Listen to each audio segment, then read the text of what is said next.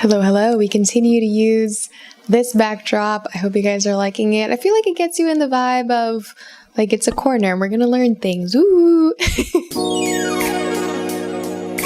Hi, how are you? Please sit down. Please make yourself comfortable. Do you have water nearby? This definitely is a little longer than I expected it to be, so please do sit down and feel comfy. I'll give you a little second. You can pause here and take the refreshments you need to enjoy this video.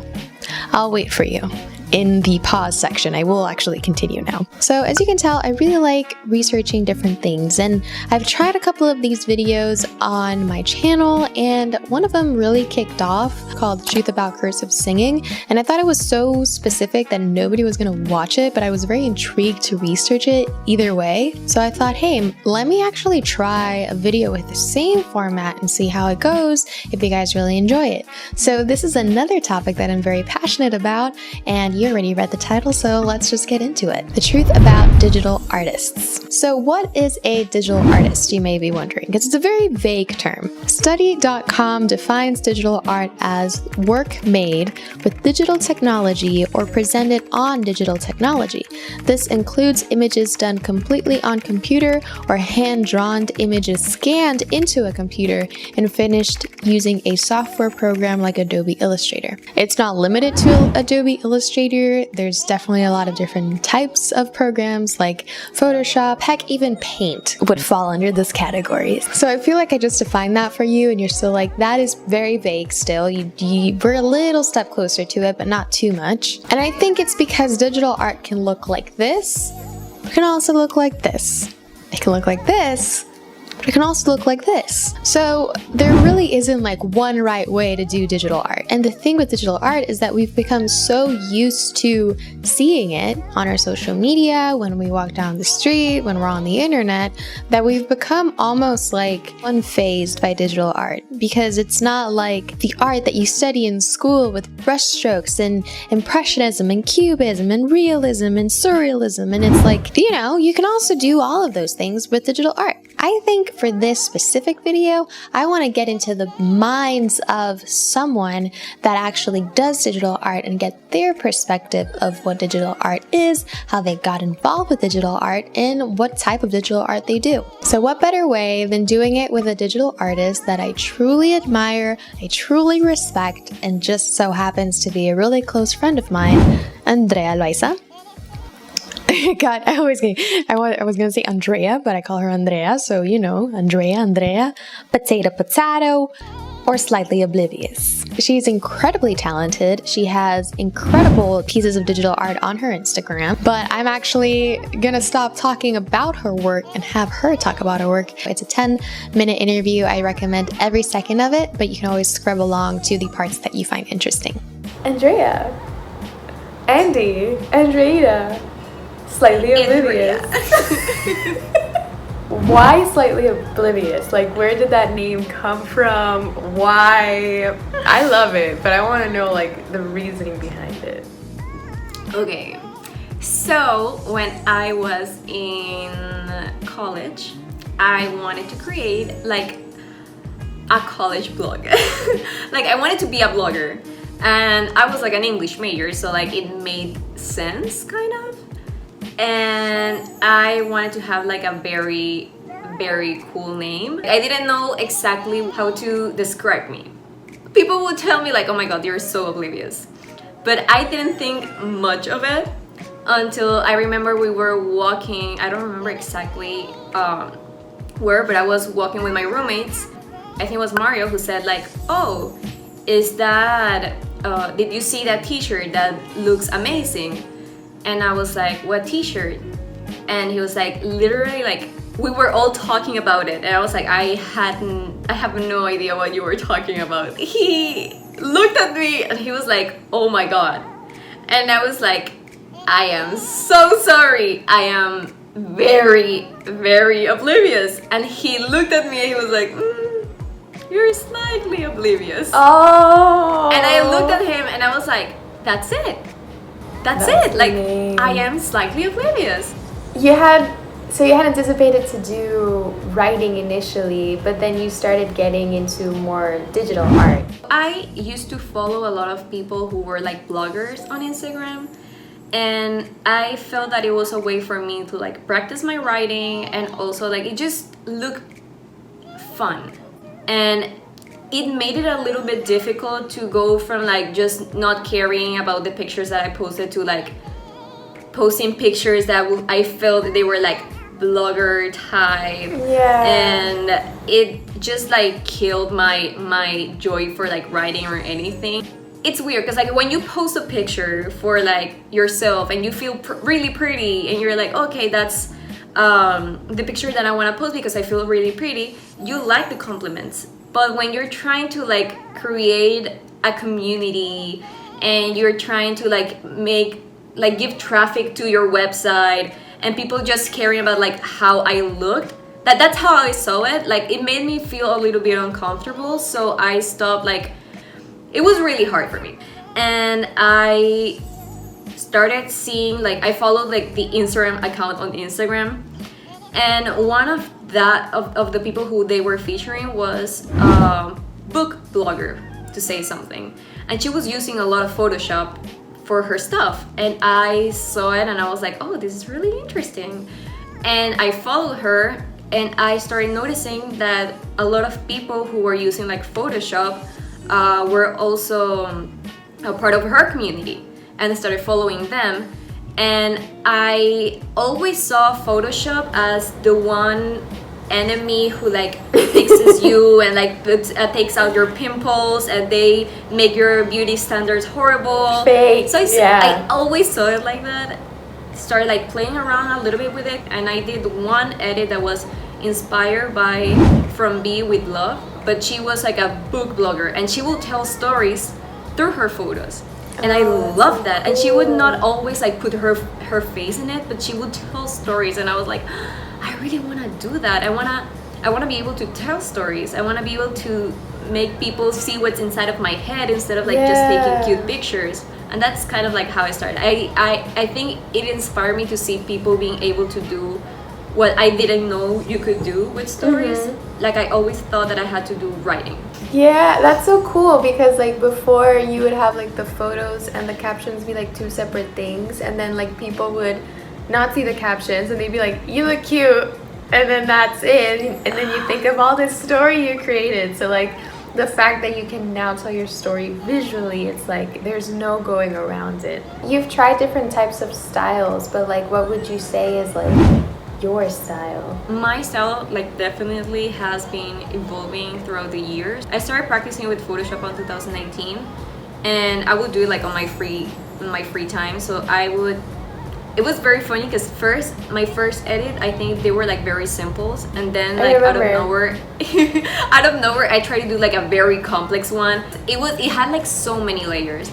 It was like me running to someone, and that someone was like disappearing, and that was kind of like inspired on the book that I'm writing. Oh, and she's writing a book. Yeah, Stay tuned. kind of. But that very specific one, had so many layers. At the end, it worked at that time. Like I was very proud of it, so I'm not gonna say like, oh, it sucks, it's horrible. And it was what I could do at that time.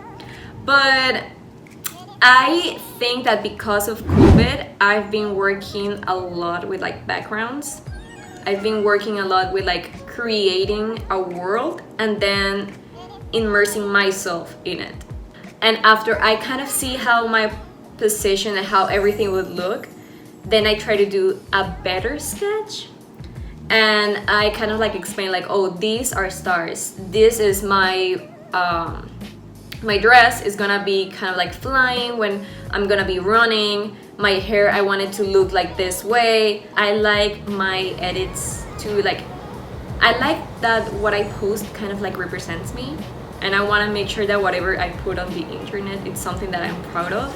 And I treat also like my Instagram as my portfolio at the end of the day. So I curate everything. So it's kind of like a job to do it. like make sure that the edit is correct, the story that I'm trying to tell is correct. So I need to be in a very good headspace to do it. So you start with like a prompt or like a challenge, and then you go to figuring out, okay, I think I have an idea of what I can do. So then you go doodle it, and then after you doodle, you go to various stock websites to look at the backgrounds, including Pinterest for inspiration.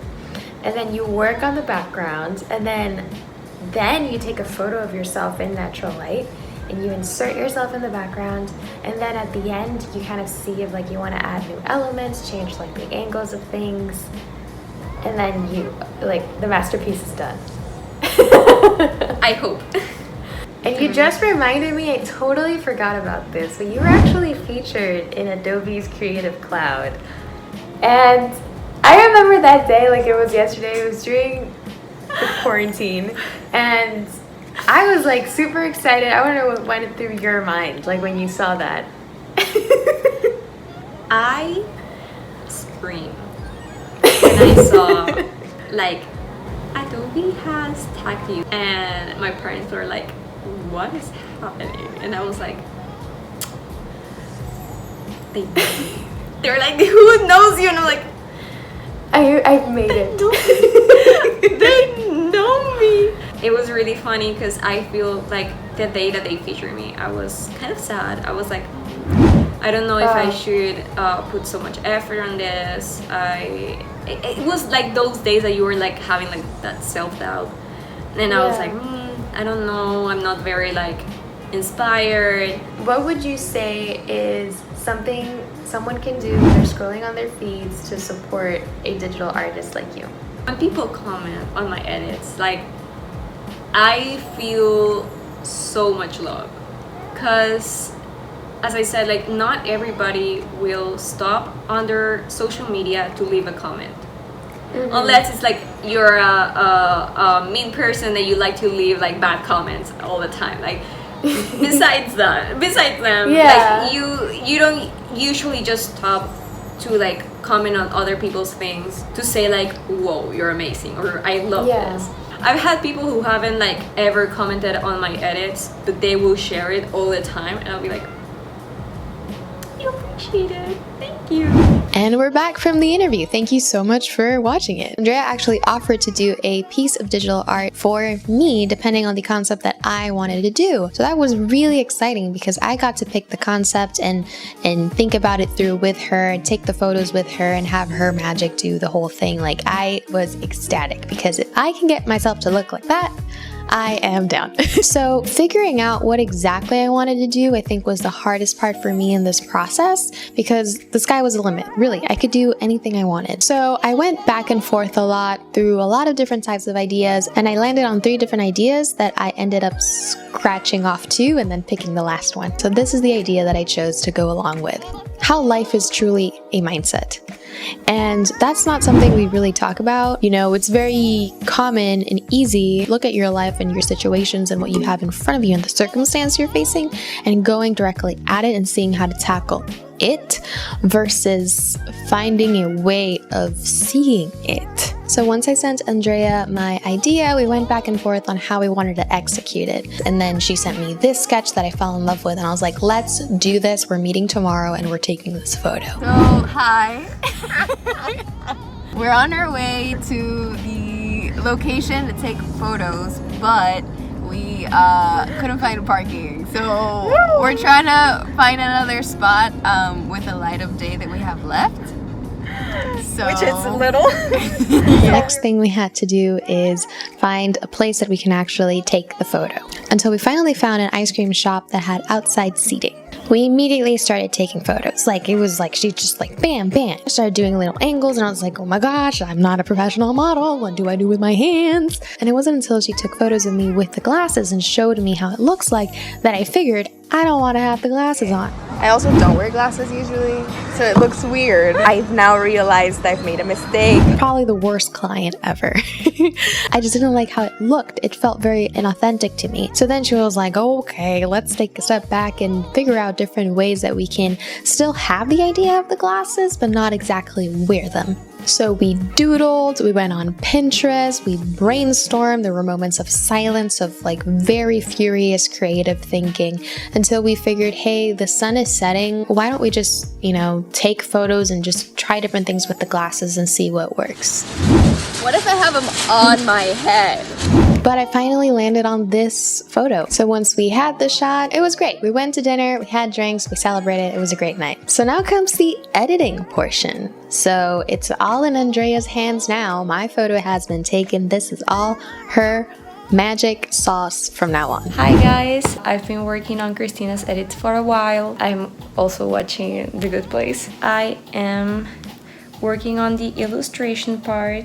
I'm gonna be doing some illustrations here, and then we're gonna be color correcting and adding all of those little details that are gonna make the edit look amazing. Look at that. Aww. She was incredibly fast. In the moment I saw it, I thought it was very captivating, it was very colorful, it felt very me. I really had minor changes, more about the colors that I wanted to show. So I sent her a couple of hex values and colors that I really liked, and she played along with it and gave me, this is the reveal, this masterpiece. So by the time you watch this video, you probably already kind of saw a little small version of it on my YouTube profile or on my Instagram profile, but this is the story behind that magical piece of digital art. I highly encourage you guys to go check out Andrea Loaiza on Instagram at Slightlyoblivious. She basically, all her art is there, and I also encourage you to just go and scroll back to the moments that she really started and all that she's grown, especially after listening to her interview and like talking to her. We've talked about this before, but like really going into the depths of it made me appreciate her more as an artist and just as a creative in general. And it's just great to see her growth and how much she just continues to kill it each time. And I also encourage you, if you see a piece of digital art that you like or it resonates with you in some way, like it, comment on it, share it. It really just takes a couple of seconds, and it means the world to digital artists, and it helps push their art more and more. So thanks so much for joining me on this ride. Don't forget to like, subscribe, turn the bell notification on. I'll see you next time. Thank you guys. Blurry. Thank you guys so much. See you next time. Bye.